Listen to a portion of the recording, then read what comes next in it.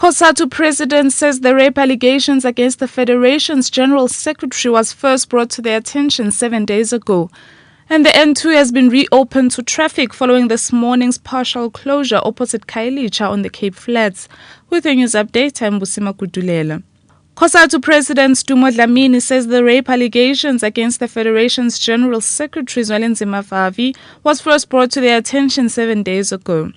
Vavi will today attend an internal hearing regarding a sexual harassment grievance after a 26-year-old colleague accused him of raping her. Vavi has denied the allegations, saying they had a consensual extramarital affair. He says the woman later tried to extort 2 million rand from him in exchange for his silence.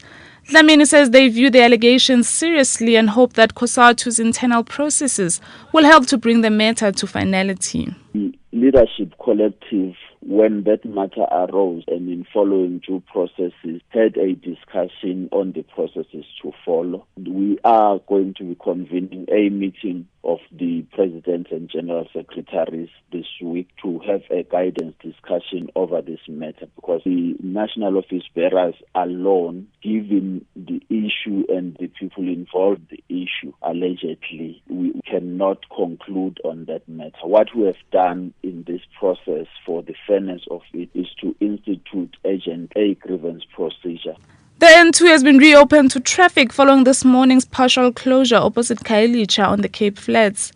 Cape Town traffic authorities say disgruntled residents blockaded the road again early this morning with burning tires and debris. SABC traffic correspondent Rob Byrne has the latest. Well, it was protesters from Khayelitsha that had come out and disrupted traffic flow around about just before 6 o'clock this morning. It's the second day in a row protesters were there Sunday afternoon, which resulted in the full closure of the N2 in front of Khayelitsha. This morning, it was only a left lane closed. It has been cleared. Police are pretty good. They get on the scene pretty quickly these days and clear them off. The road has reopened in front of Khayelitsha coming to Cape Town, but there is a backlog of traffic to clear from the Spine Road exit towards Muway. Solidarity's affirmative action case against the Department of Correctional Services is set to resume this morning in the Cape Town Labour Court. Solidarity is acting on behalf of 10 correctional service employees. The organization claims in each case the person concerned were the best candidates for positions they had applied for, and their skin color is the only reason why they have not been appointed.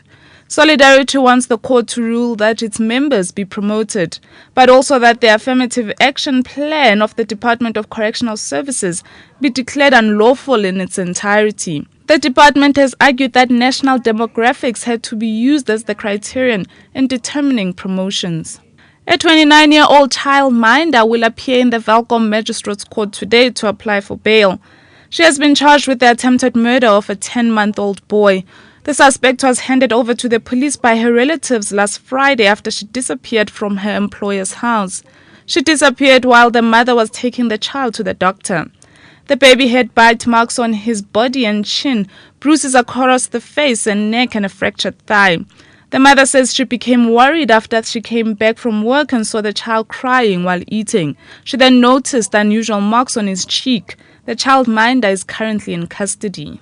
And finally, 3 people arrested in connection with Friday's violence outside Extractor's Thorncliffe mine in Steelport, Limpopo, are expected to appear in the Sekhukhune Magistrates Court today.